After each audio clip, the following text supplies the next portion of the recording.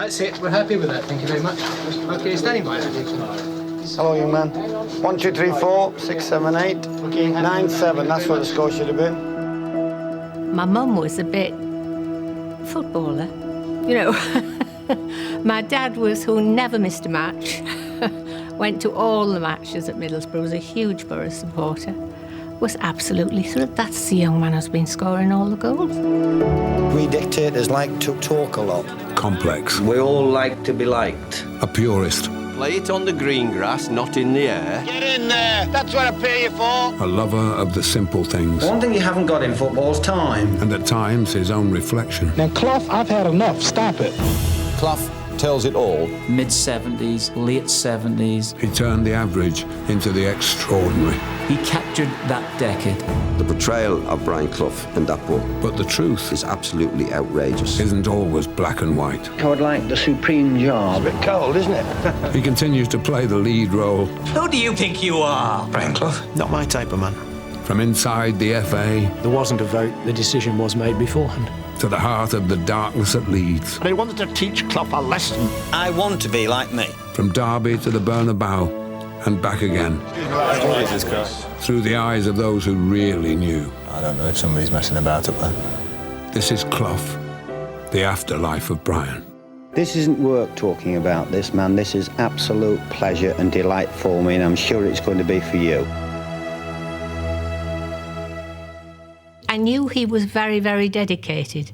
From the word go, he took his football very, very seriously and really was very grateful that he'd had the chance to play football.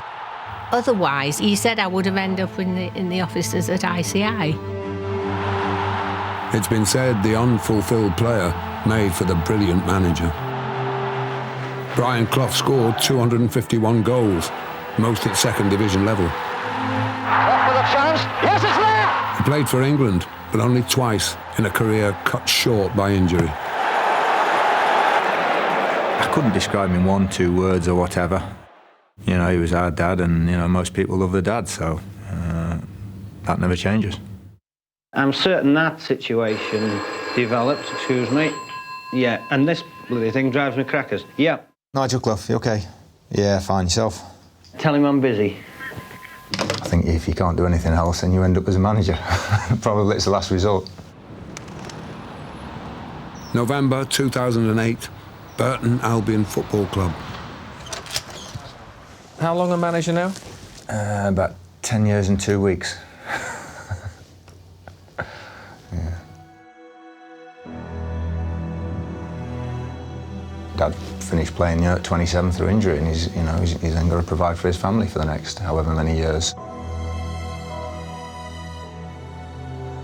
So many of them think they can go into management at a high level straight away. At Hartlepool, he learnt his trade.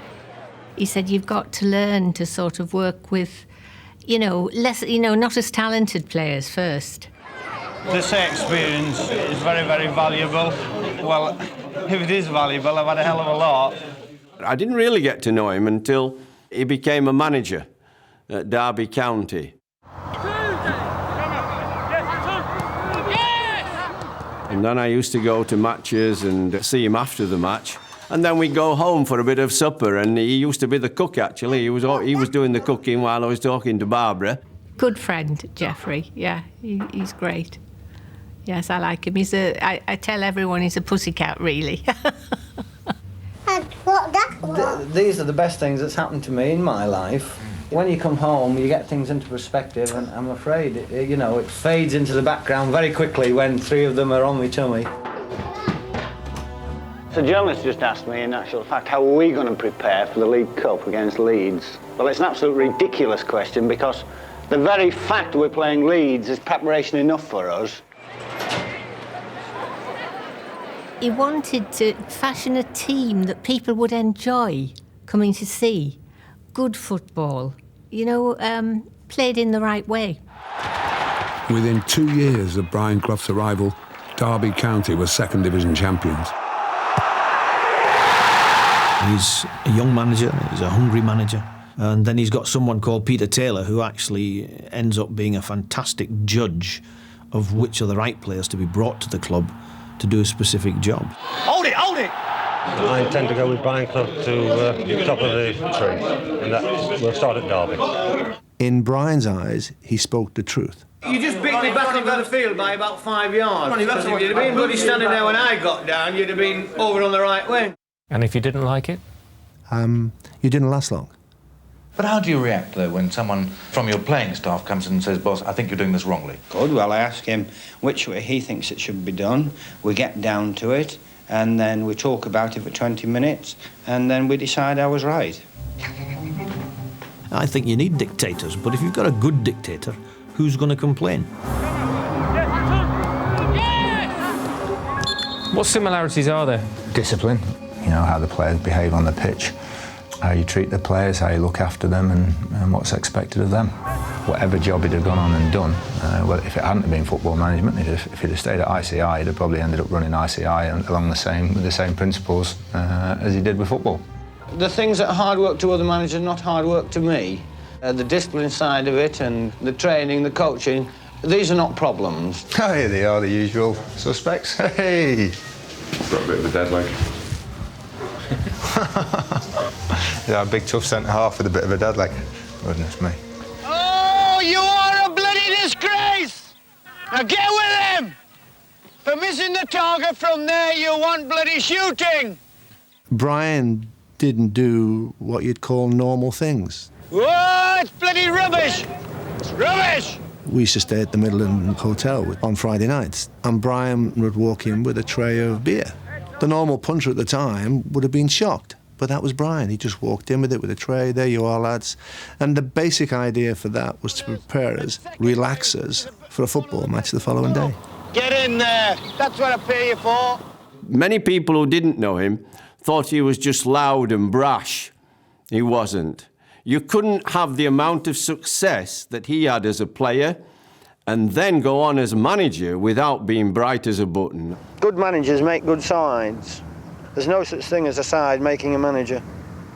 Bill Shankly said he took a pigsty and made it into a football club at Derby, he said, which, you know, he was quite chuffed about, really. Do you think you might become unbearable if you win the championship? Oh, I'll become the most lovable character that you've ever met in your blinking life. Oh, there's Durban! By 1972, Derby County were league champions for the first time in their history. Modestly, Clough described it as one of the miracles of the century. Oh, yes! How old was he when they were winning the championship at Derby? He wasn't even 40, was he?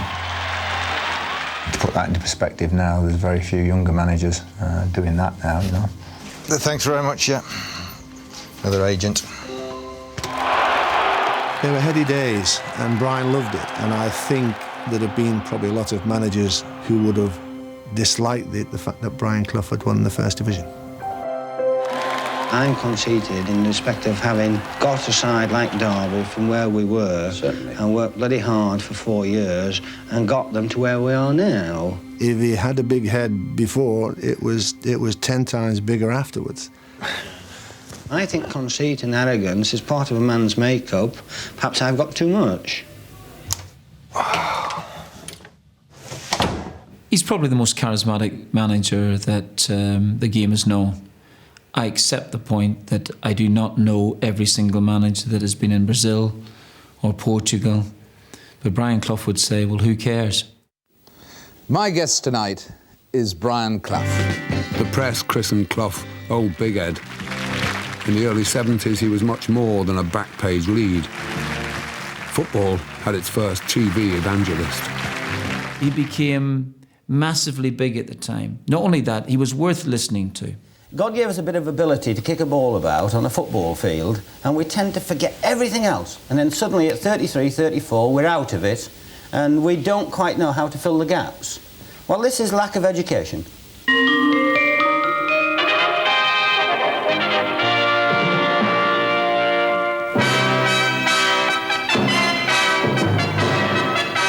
The number of people who said to me, you know, I don't like football talk, but I never miss Brian on television. They call me in and say he's on. In the studio once more today, Brian Clough to give his views on the action you're about to see. You have to be yourself. And for him, it was as easy as falling asleep. They've played 7 matches, they've conceded 14 goals, they haven't won a game. Any defender worth his salt would want to get out of a side like that. I mean, when Brian spoke, it was riveting. There's certain players in the game who couldn't take the ball from my wife, and Bob's one of them. They might be lucky enough to have a run in a cup, but as far as league's concerned, they haven't got a prayer. I think he identified with the people, the supporters. We've got it all wrong then, myself. I'm afraid you have, yes. He spoke a language that they understood. Gunter Nexter makes Jimmy look like a navvy. Well, I don't agree with that, Malcolm. Quite frankly, the only bit I liked was this bit with me in it now. He'd be thinking to himself, I wonder what Brian Clough thinks I'm thinking. That's what he'd be thinking. Please forgive me, this is not anybody imitating me. I have got a bit of a cold.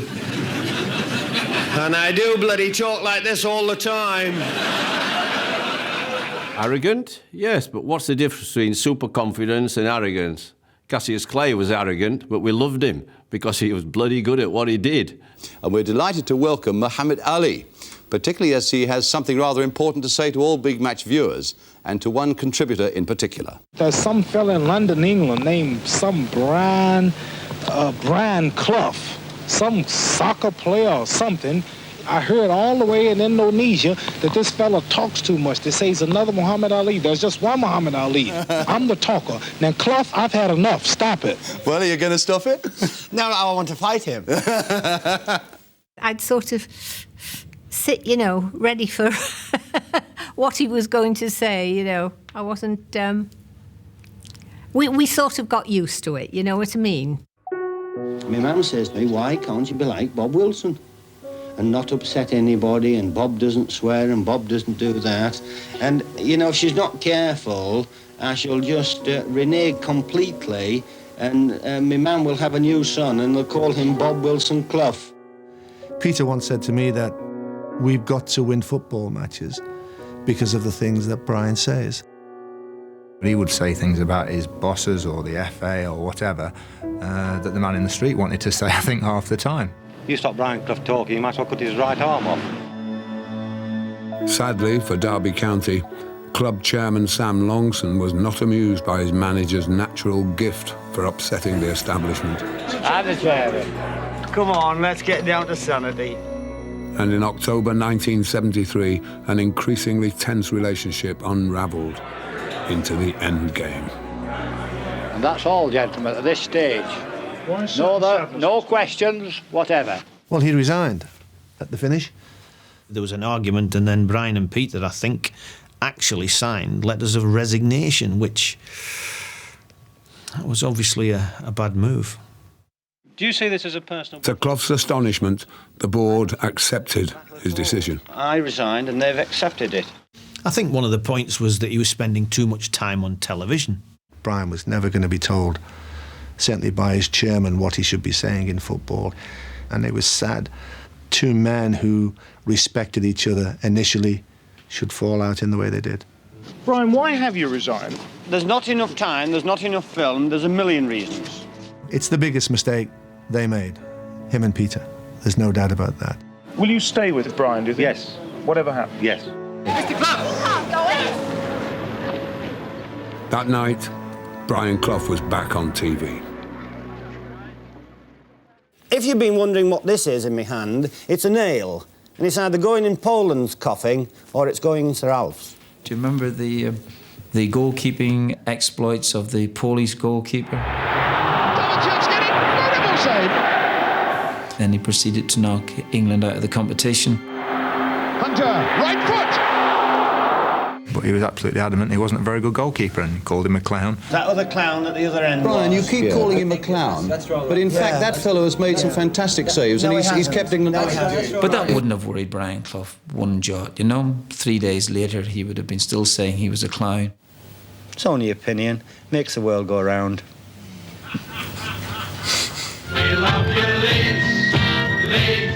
If Clough was a master of self-promotion who revelled in playing the agitator, he reserved his greatest contempt for one manager and one club.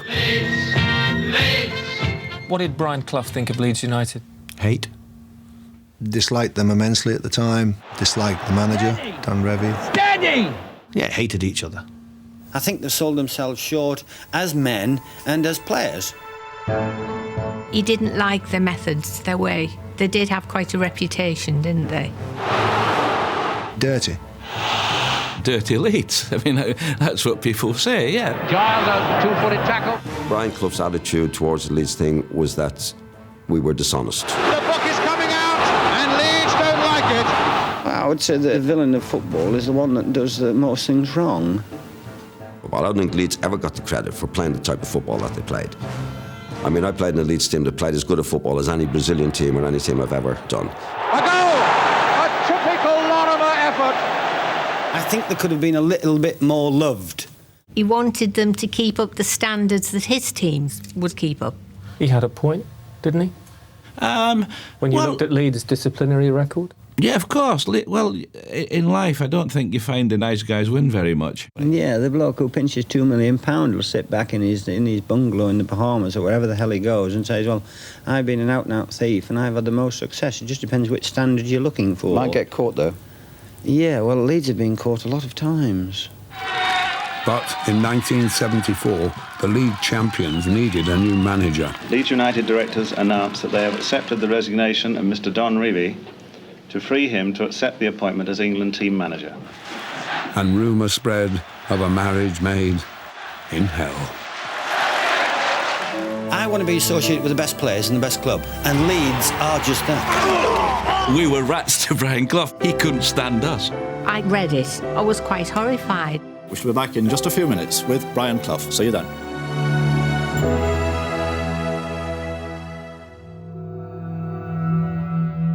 We were on holiday in Mallorca because he'd splashed out that year and we'd gone to Mallorca. So we were there and he got the call about going to Leeds, went home. He flew home, I think, to London to meet them, flew back and said, we're not going to Brighton after all. We're off to Leeds instead.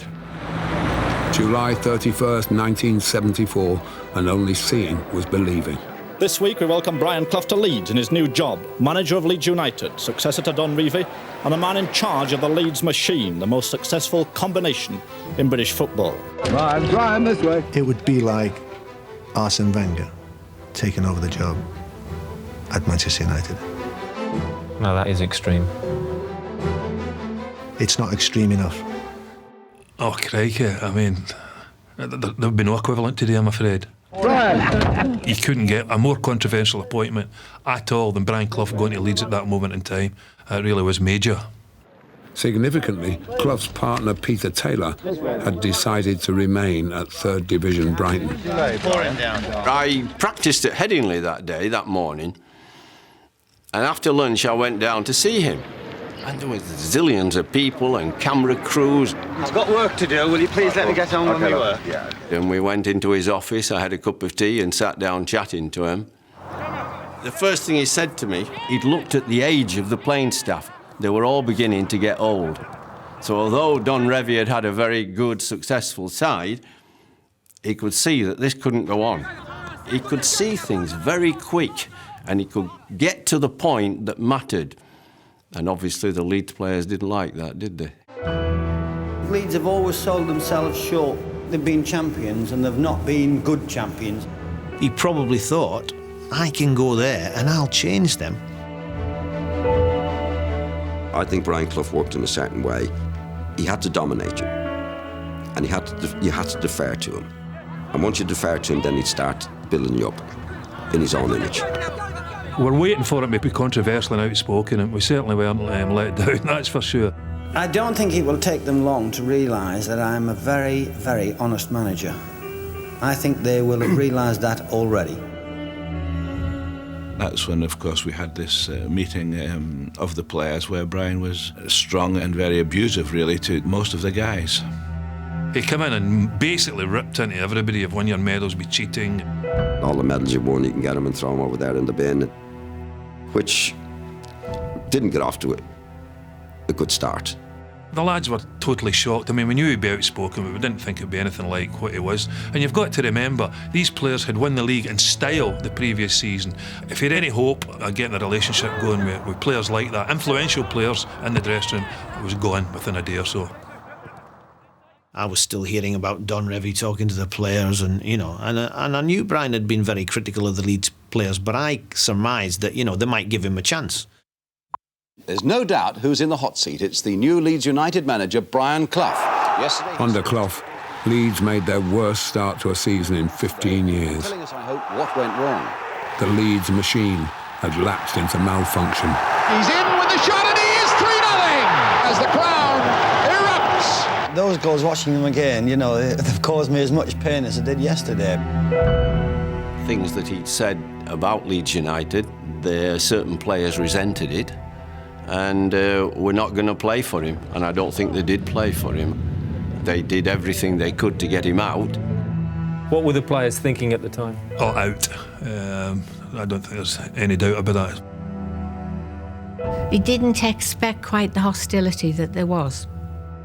He must have felt very alone in that job because of the atmosphere, dreadful atmosphere there. I think he did believe that Don recommended him for the job, and I wanted the job and would actually plot against him. That wasn't the case? No.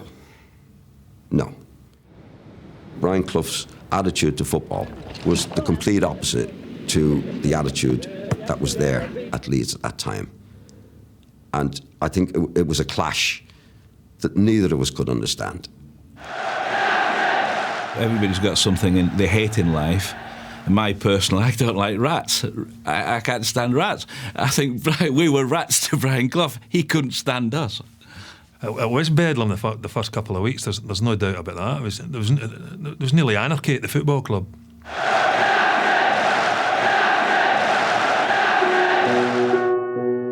Have you read a novel with a real person's name in it? I keep asking people and they say, no, I haven't really. The portrayal of Brian Clough in that book is absolutely outrageous. It's dreadful, it's mean-spirited, and it's wrong. The Damned United was published 3 years ago to critical acclaim. It tells the story of Brian Clough's rise at Derby and his fall at Leeds. I dismissed it at first as just another book. I got it and read it, and I was quite horrified. Writer David Peace does not claim to have written the truth. He says his novel is a portrait of Clough, not a photograph. In The Damned United, he imagines the workings of Clough's mind. This is fiction based on fact, whatever that's supposed to mean. So anybody reading the book wouldn't know what this guy considers fiction and considers fact, and it becomes very, very confusing. The language was absolutely... Brian he didn't need that language to express himself. I'm sure you're aware of that. And they had him chain smoking, and he'd given up smoking years before. And they had him with a drink constantly there, and he barely drank in those days. It says in the book he burnt Don Revie's desk.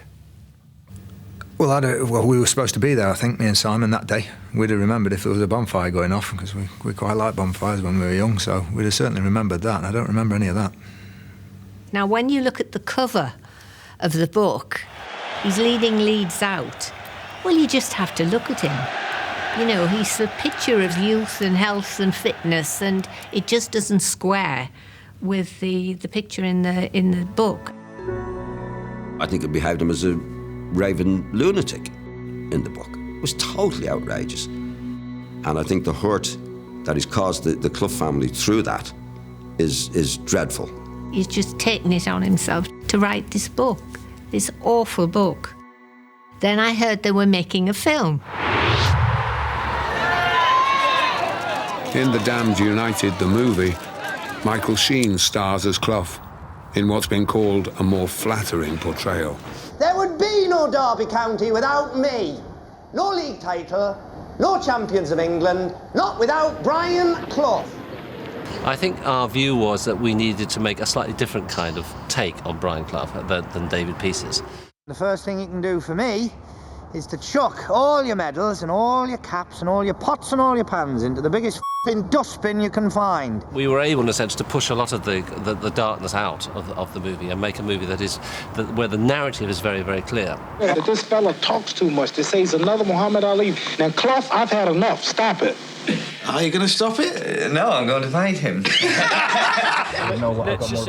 The director of the film has assured us that it is a warm, affectionate film and nothing like the book. Who do you think you are? Brian Clough. And yet, I'm sure when the film comes out, it's going to say, based on the book by David Peace. So how he squares that, I don't know. David Peace has pangs of regret about writing The Damned United. When asked to respond to the specific concerns of the Clough family, Peace refused to comment. How were you described in The Damned United? As the Irishman. And I was always the one with the lads at the back of the bus saying certain things and doing certain things. And I really resent that because it's just not true. And that's why I sued him. I sued him and won.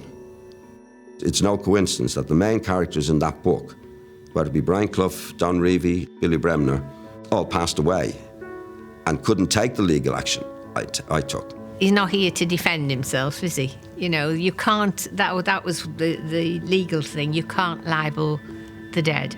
Because had I been alive, that book would never have got out, ever. I haven't done things according to the book. Brian. Tonight, the football world was stunned by the shock news that after only 7 weeks in the job, Brian Clough has been sacked as manager of Leeds United. It was live, yes.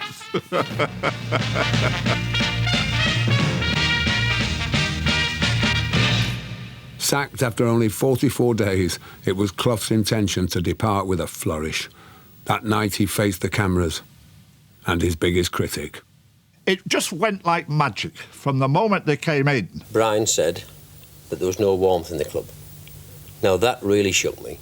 Did I say no warmth? You said no warmth in Leeds United. Revie was insulted and hurt because Clough had been critical of his cold, distant approach to the team, and he wanted to teach Clough a lesson. I knew the players. Clough, as he calls me Revie, didn't know them. I openly stated, before anybody took the job, when I took the England job, that I felt that Johnny Giles was the man for the job. I don't believe they've done Leeds Football Club a service. I don't care whether it's me or whoever it was. I'm talking about a manager. I think they've struck a blow to send us back, back in the dark ages. He was speaking to the camera, and that meant he was speaking to the people out there. He was justifying his approach to Leeds United fans and to the world. I believe in a different concept of football to Don. It can be played slightly different to the way Don plays it and get the same results. I'm a little bit of an idealist. I do believe in fairies, and that is my, outlook. What emerged was the true nature of the people. Don's slightly different, and his record proves over results that he perhaps is right. But having said that, I want to be like me. So you got the real people, and that's what's important. Truthfully, Brian is a fool to himself. When you'd criticised them so much and said we should be in the second division for this and we should do this and we should do that, why do you take the job? No, because I thought it was the best job in the country. Of course it was the best job in the country. I was taking over the league champions. I want to win the league, but I want to win it better. He's dead right. That's what he'd want to do. Yeah, but there's no way he could win it better. Why not? No. But that's the only hope I've got. We'd only lost 4 matches. And but I can only lose 3. No.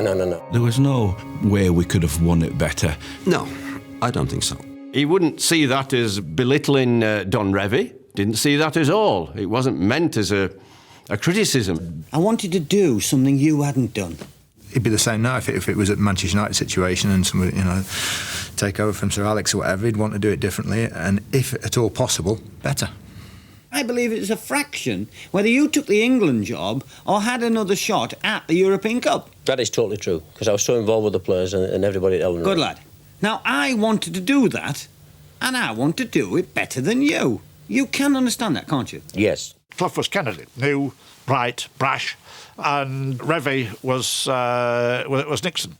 If we'd allowed him to reach across and strangle Clough, he would have been much happier. But he knew he couldn't do that, and he couldn't win, and it wasn't his ground. Gentlemen, there we must leave it after what's been tragic day for Leeds United supporters, of which I number myself one. Gentlemen, thank you very much, and good night. Why is Mr. Clough the wrong man now when he was the right man exactly? The embattled Leeds chairman was Manny Cousins. The board thinks that... Clough's contract, worth around £100,000, was paid up in full. Brian got us wrong. He put us down as a set of villains and vagabonds, but that is not the case, I can tell you. We're parting company in a very friendly way. Would you agree with that, Brian? I mean, how can you feel friendly about being sacked? I'm feeling very friendly towards Mr. Cousins. Everything is fine between him and I. It hurts any sportsman's pride to be sacked, to be thought of as not good enough to do the job. Sure, but in the end, I mean, he succeeded and Leeds didn't. And I want to tell all my friends that have sent condolences and cards and feel very, very sorry for me, please don't, because you're looking at the happiest man that was in football. This man was going to change the course of our lives. When you were capped for England, did he congratulate you after that? No. It's a bit cold, isn't it? The decision was made beforehand. Oh, if he could have managed England, it would have been his absolute dream job.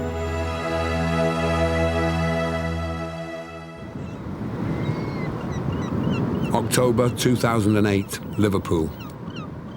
Brian Clough is being inducted into the European Football Hall of Fame. I'm an Everton supporter. I'd also collected in German Everton supporter, Nigel. Pretty much everybody who's who in European football in the last 25 or 30 years is here. A lot of them who he competed against. Brian's two sons, Nigel and Simon, and his eldest grandchild, Stephen, will accept the award. If you brought up in a musical family and your mum and dad play musical instruments, you're going to play musical instruments. You know, if you brought up and your dad's into football, you want to play football. And me and Simon were just the same. Out of bounds. I know how special the evening is going to be, and I know how much I would have liked my father to be here in person to put us all at ease. He'd have lapped it up. Yeah. He'd have absolutely lapped it up. I think he'd still be holding court on the steps out there now. We've got photographs, I'm sure you've seen them, where they're totally involved, you know, in what's happening. They used to love it. And of course, if they could sit in the dugout, they were happy. But now, of course, health and safety, you can't. Today, without question, we have the most remarkable match of the season. It's Brighton against Bristol Rovers. The man at the centre of that game was Brighton manager Brian Clough, and he's with us again this afternoon. This will be the number 6, I would think, and it is! The young Clough sons have something to smile about. I don't think Dad's got too much to smile about, though. I just remember sitting on there. I think we were shrinking back as the goals just kept going in, you know, just shrinking. I got Nigel Clough here with me. He wants to see the 8 Bristol Rovers goals go in again. And here's Warboys, and that's Bristol Rovers' 8th. You know, you go home, you have your tea or whatever, you get over it, and, you know, and then many years later you get an inkling of how it must have felt. What did you think of Brighton yesterday? All right. All right. Well, that's good. Oh la la. Okay. Oh la la. What did he call you, the player? Number 9, most of the time, yeah. The relationship changed when we worked with each other for a while, so that sort of puts a strain on things inevitably. This manager took Derby County. I wish my father was still here. I get that most days of my life, and I certainly get it on an evening when I see him being honoured for something which I wish he'd received while he was still here to take it for himself. Okay. Hi, good day. Yeah, good. All right. Yeah. He wanted them to be able to mix with people and converse with people, you know, not just sort of stand there, you know. And I think they did. They never stop. You know, when you look in the floodlights and the wind and rain is coming down sides. He is also turning into me father. His managerial style might not seem to be very like him, but it's very similar. And also, he's starting to walk like him as well. Ladies and gentlemen, Brian Clough. Please welcome his son, Nigel. You scored 2 goals in a League Cup final once. Yep. Did he congratulate you after that? No. He would have been, I think, truly humbled, which he wasn't very often in the sort of company. When you were capped for England, did he congratulate you? No. We never talked about those things. When he'd retired, it took probably a few good years, and the bond then that comes back into his grandchildren. I think that brings your family much closer together. Got the award here, keeping that safe. think that's a testament of the success, the longevity of it, you know. People still talk about it now, 30 years on.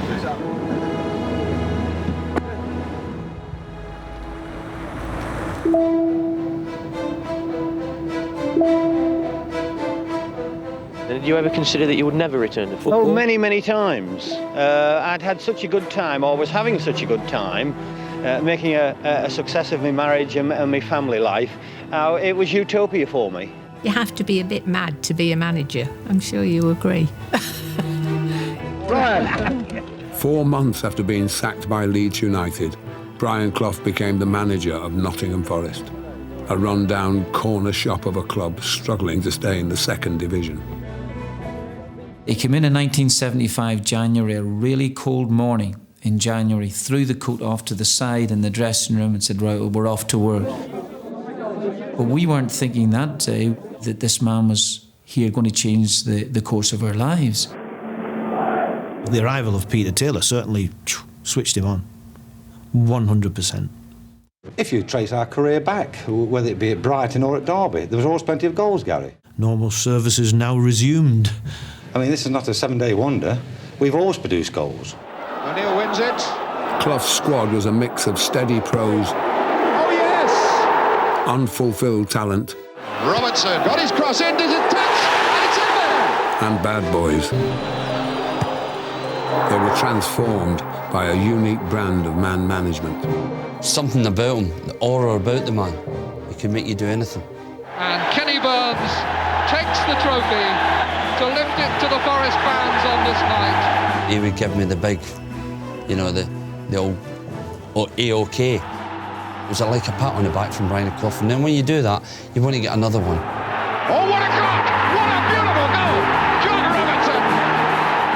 He would shout my name and I'd turn around and he would give it. And when I got that, I just wanted the ball all day. You know, I just wanted to play. He looks up for O'Neill to score goal number 2. The green-eyed monster of jealousy was when my friend John Robertson was getting all the praise, you know, that little sign of well done, and it wasn't forthcoming in my direction. We had a difference of opinion about my ability. I thought I was brilliant, and he didn't. He saw things clearly. He probably saw things that maybe other people didn't see, you know, in terms of people's personalities. I think he weighed people up very well. Was that the Clash's song? Was it, I fought the law and the law won? Well, he won. And McGovern,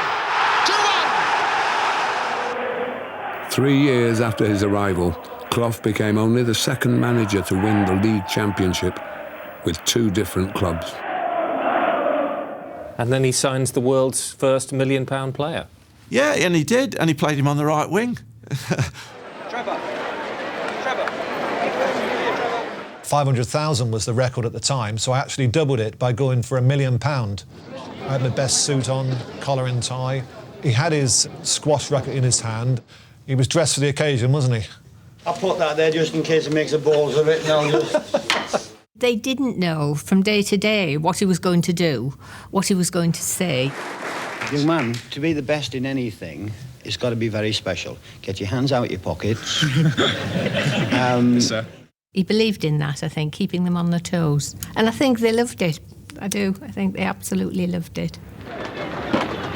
Now, you might not have seen him every single minute of every single day, but his influence was there all the time. It was his football club, and that was important, and you knew that, and that was it. One of the accusations, that was always labelled against Brian Clough was that he ruled with fear. Fear is probably the wrong word. I think some players were in awe of him, but they also felt very relaxed about going out and playing for him. I think they'd fall out with me if I changed. It's an instinct for how other people are feeling. He just knew how other people across the board, and it didn't matter. He just knew how other people were feeling. But how many people knew what he was feeling? He kept that much more guarded. Clough no longer liked the sound of his own voice quite as much.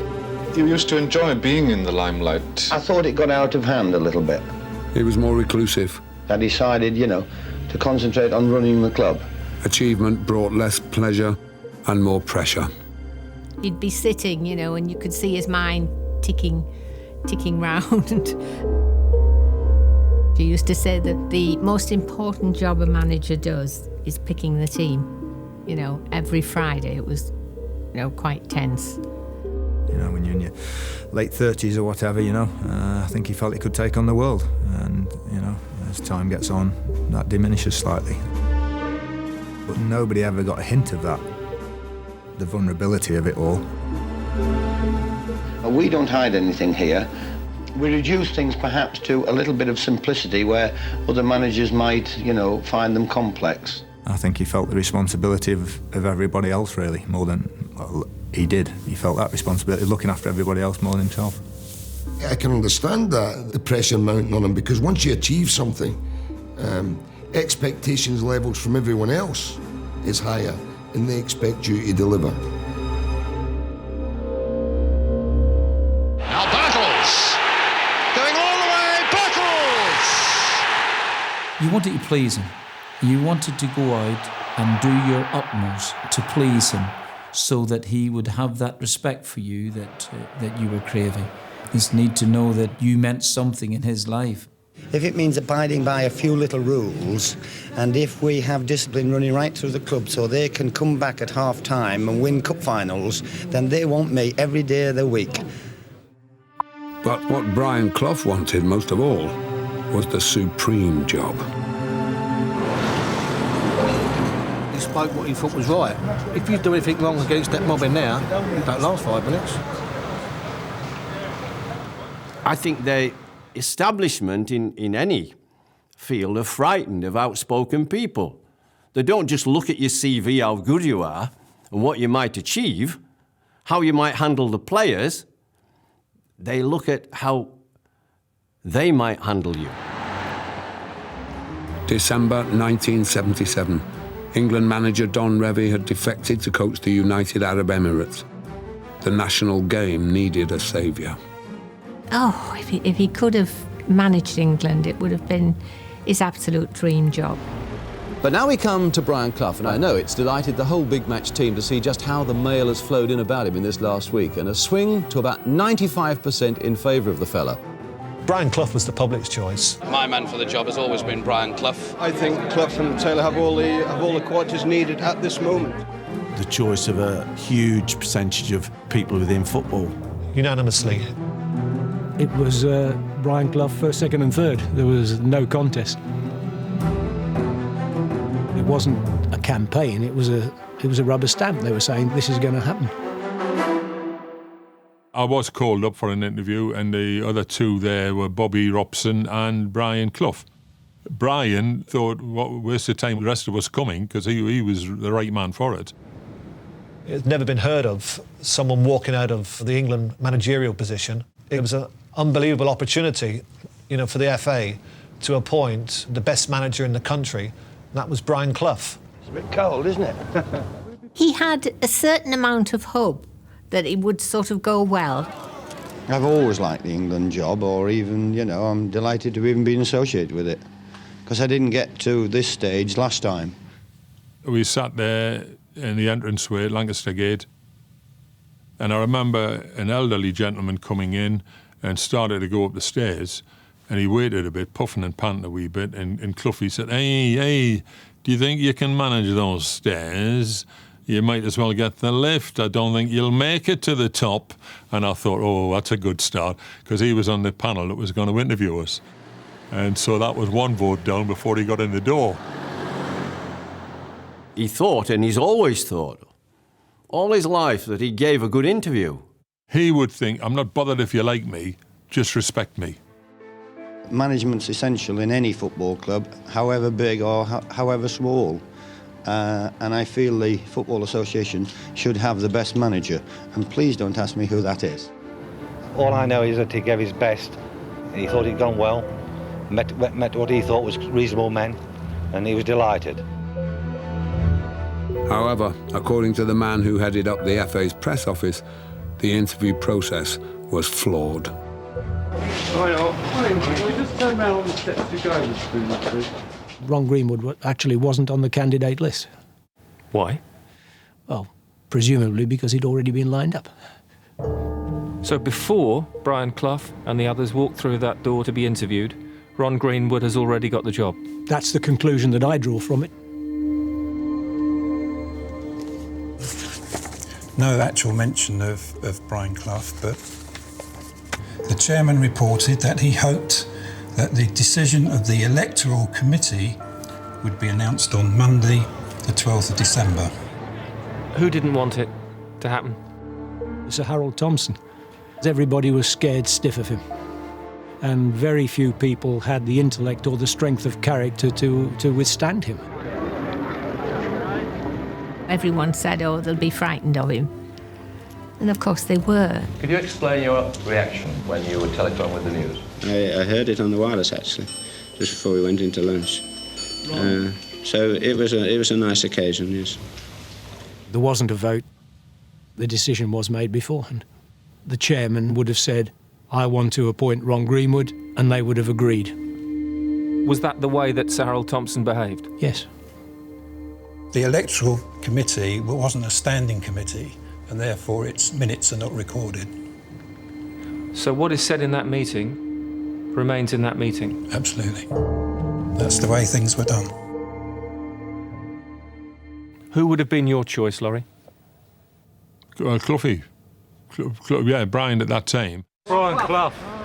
Totally agree on that, yeah. If he'd have been around in this day and age, they would have been knocking his door down to get him to manage England. The diplomatic bit, I think they were a bit worried about that. What he would maybe tell the Germans about the war. And if you look at a number of the England footballers in recent times, they don't perform for the England national side as they do for the club sides. And the public knew that with Brian Clough, there is no way any player would play for England if he didn't reproduce his club form. Because he'd say, young man, you're not playing very well, you're out. He was dreadfully disappointed, but not too surprised, I don't think. The second that you lose sight of the top job, it's called ambition, actually. You might as well pack in, wrap it up and just go home and fade away. The greatest English manager that England never had. European champions. The closest I got to that, I think, was in a comic. I think he'd be in tears, probably, if he saw that. Excuse me, lads, thank you. Right, yeah. I don't know if somebody's messing about up there. Where?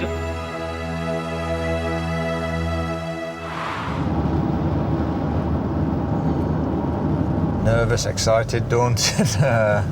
Brings back a lot of emotions and a lot of memories, and the children will be there, your dad's grandchildren, so it'll be lovely for them as well. They're pleased just because they get half a day off school. The Market Square in Nottingham, where the city is about to witness the second coming of Brian Clough. It's a 9-foot-high bronze statue of Brian, and I can't reveal more than that at this stage, even at this stage. Would you please give a special welcome to Mrs. Barbara Clough? Mum's had the most to do with choosing it. She's been worrying about it, I think, for a few weeks now, if not months, and it's a big thing for her, the whole day, really. There's some great stars here. Tony Woodcock, his hair's getting longer and longer. Let's hear it for Brian Clough.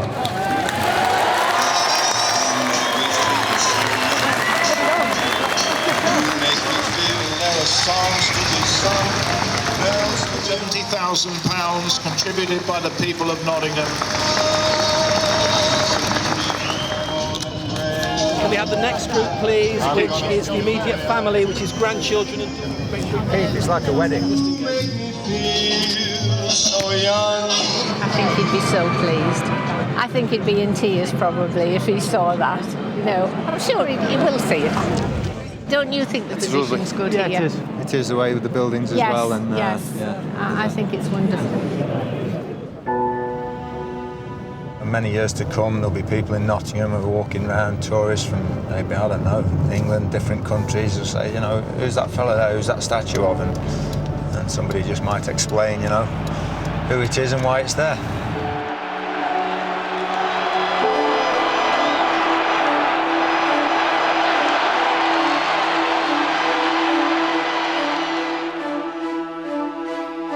We would like to blaze a trail for English football. Exactly 30 years ago, Nottingham Forest became the best team in Europe. At the time, nobody thought that Liverpool, could be challenged. It didn't faze Brian. He challenged them and actually, went ahead of them. Oh, yeah. Little flicker. Woodcock and Battles has got it! The European Cup holders Liverpool were defeated in round 1. Not a bad-looking cross, Woodcock. And a superb goal from Barrett. We had some wonderful footballers and we had a great, great spirit. And I mean a great spirit. And now it's Muller to score goal number 2. Oh, my goodness me. In the semi-final, Clough's men struggled, held to a 3-3 draw in the first leg by German champions Cologne. Forest are in real trouble. We're despondent, obviously, not going to Cologne with a lead, but far from out of any competition. I hope anybody's not stupid enough to write us off. What did you say that for, sort of thing? I thought, God, you're pushing your luck there, but, I should have known better, really. Cologne were beaten 2 weeks later. And Bowyer scores the goal! After we played in Nottingham, not many people thought we were going to do it, but I did. The roles were recast for the final. Nottingham Forest were favourites to beat Swedish club Malmö. Nottingham Forest will step out into here, the heart of the Olympic Stadium in Munich. It's a fitting venue, says Peter Taylor. It's the showpiece of Europe. Many people said that you're the favourites for tonight. What do you think about that? Well, I'm not interested in what other people say. I think it's a cup final, and I think that both teams are equal before the start of the match. What do you feel, young lady, coming from Sweden? Well, let the best man win, then. Yes, good. We sat down on the perimeter of the field and he got us all together. And there were 1 or 2 doubts, with regard to injuries to Archie Gemmell and Martin O'Neill. And he asked us, were we fit? And of course we're going to say we're fit. We want to play in the European Cup final. And I remember him saying, Archie, how's your ankle? He says, oh, great, boss. I've been training for 2 weeks now. Don't feel a thing. He says to Martin O'Neill, he says, Martin, how's your hamstring? Oh, great, boss. I've been training for 10 days. Don't feel a thing. He says, I'm delighted for the 2 of yous. The 2 of yous are on the bench. Can you imagine, the disappointment on Martin O'Neill and Archie Gemmell not to be playing? I really felt that I had to put in a performance to justify the faith shown in me by the manager. I don't like these stadiums with the running tracks around them. It makes them look too big, too much running to do. To be fair, I didn't enjoy the match one little bit. I never really had a shot to save. Everybody just remembers the goal.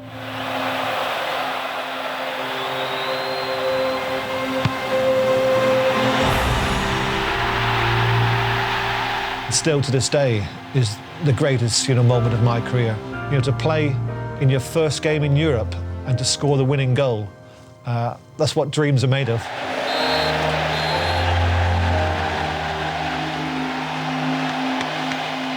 European champions.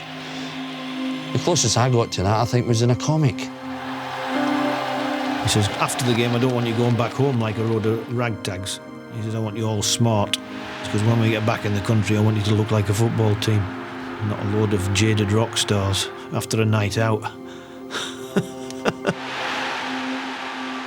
we're delighted, obviously, for taking a European Cup back to England. We've got a chance next year as well. We're going to win next year. We liked it that much. Let's try it again. And they did return for the 1980 European Cup final. Clough took his team to Mallorca for a week and ordered the players to relax.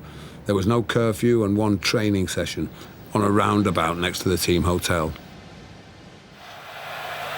We were playing Kevin Keegan's Hamburg in the Bernabeu in Madrid, and obviously they were a very strong team, strong favourites for the game. Absolutely delighted to be playing against Hamburg and Kevin Keegan and Uncle Tom Cobley and all. It'll be Nottingham Forest who kick off this 1980 European Cup final. I only know Keegan, and I think the right back Manny Coults. Coults in very quickly for the challenge there.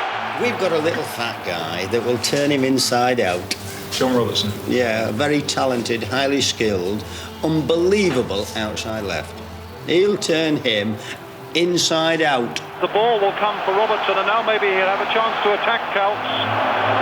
I played this ball to Gary Birtles, and it was not the best, and he's worked a miracle to get it back in my path. Getting his shot in, and a goal! Robertson! Next thing I know, I'm mobbed. John Robertson's goal has brought glory again to Brian Clough, to Peter Taylor, and brilliant Nottingham Forest. We've done it again against Hamburg, when we weren't favourites, when all the odds were stacked against us. I've never been so involved in a match for a long time. We came back on the plane with the trophy. Give it a kiss. And all the flags were out, and the fans were just ecstatic. To find that many people cheering us. Every street we went down, it was 8, 10, 15 fold. You grew about another 2 inches. You were that proud. Larry Lloyd, what do you think of this reception? Unbelievable. I didn't think there were this many people in Nottingham. I wish they'd all come to watch us when we're at home. You're just living the dream, and it's wonderful, and it's a great feeling. You're just hoping it can go on forever. Real Madrid's, the Inter Milans, AC Milans, we're up there with the great teams. Nottingham Forest, with Inter Milan, Juventus here having a laugh. That's what Brian Clough did. That's how great he was. It was the last trophy Clough and Taylor would win together. Taylor went on to manage Derby. They never spoke again. What medal was he most proud of? Well, believe it or not, that was the Derby, you know, when they won the First Division Championship. He knew that they could go on and do better things, and he had a medal made, one for me and one for his mum. January 2009. Derby County have just confirmed Nigel Clough. Derby County have a new manager, Nigel Clough. Son of former 36 years after his father controversially quit the club he had transformed into league champions. Do you think they can ever replace him? Never. Never. All right, I'll do him another time for you. Excuse me, lads, thank you. Can we talk to you afterwards? Of course. Nigel. Don't let anybody pinch me, come on. No. We'll watch it. Hello there. Hi, Nigel. How you doing? Nice to see you. Okay. Thank you. It's something that I've been hoping for years, that he would come back here. Did you have any doubts?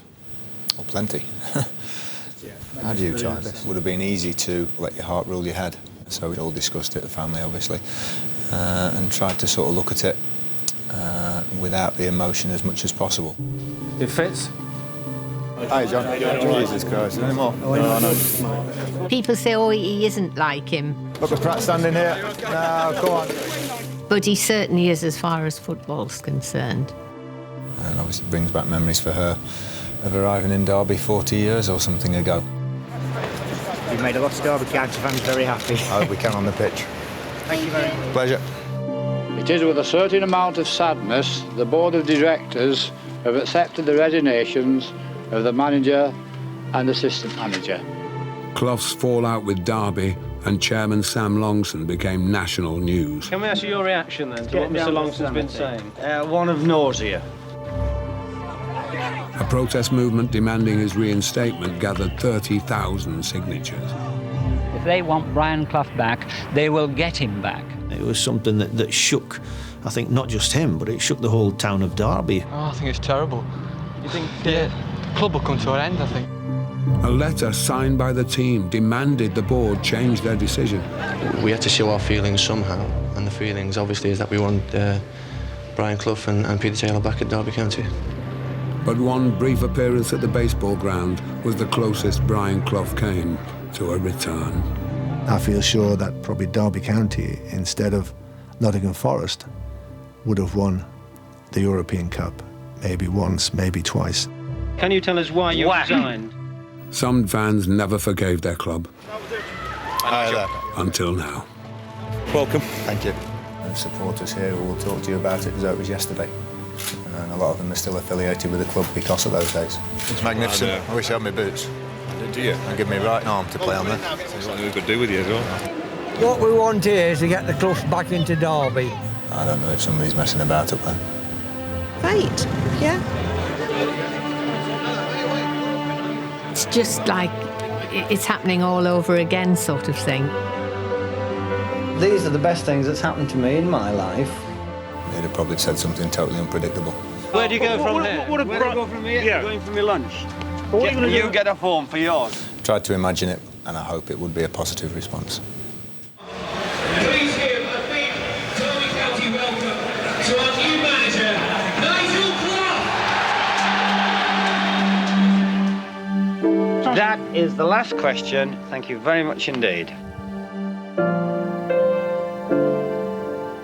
That's a good out for you, son. Well, son, if you're happy, son, it is a good out. There's no doubt at the end of his career he did have a drink problem. No doubt at all. There's no point in his family or me, his friends, trying to hide it. And I wouldn't. He wouldn't expect me to. He was that up front. There was times when he did drive you up the wall. Work-wise, family-wise, everything else.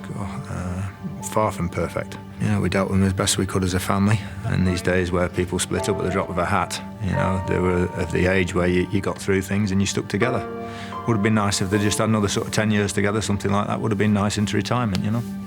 I intend to go with Brian Clough to the top of the tree. Sadly, when Peter died, I think Brian never got over that, really. They were like brothers. They were really. I think he had regrets about that partnership breaking up, and he probably felt lonely. Did he talk to Brian at all? No. They should have got together again. Ridiculous. Understand that? They probably are together again. I should think they are. Do you treat a player the way he treated you? Sometimes I hope not. If you've achieved some distinction in the game, it will still be there. There'll still be memories for many people who've enjoyed what you've done. And the only person that can sully that record, your name, is yourself. And I don't think Brian did. We all like to be liked. And yet, show me somebody who's liked by everybody, and I'll show you somebody who's wrong. Show me the perfect being, and I've not seen him in this life. As time goes on, you do sort of select your memories a little bit, and the good ones come to the front, hopefully. Not my type of man. Not one I'd, go out for a pint with him. No, I don't think so. But work for him. You'd have been bloody standing there when I got down. I walk across the Sahara Desert to work for him. I would think the players who played for him, not a day goes by when we don't think about him. I'm not so sure he had as much confidence in himself as he sometimes portrayed, but I think he was a genius. He intrigues me. And that intrigue, that mystique, has still remained. And that's the reason why, since he's finished management, in the eyes of the English public, he's become even more important. When you drive up there and you go along Brian Clough Way and you go to clubs and you see his statue there, and that's the way it should be. It'll never happen again. The way football's going with the finances, no modest club will ever win the European Cup, and certainly not in England. Can you see it? No. No chance. People talk about the birth of the children, weddings and stuff like that, and then they talk about, oh, and I was in Munich or I was in Madrid or whatever when they won the European Cup. I think the pleasure that it gave to everybody else, that was the main thing he would take from it. They look back now and see all the huge sums that are spent and say, well, this is remarkable. He won the European Cup twice running. Yes, I think they look back and realise how successful he was at the time. Yes. One thing that people do say to me is, you've never changed. I shall see you next week, the week after, and the month after, and the year after, and I shall put a trophy in front of you.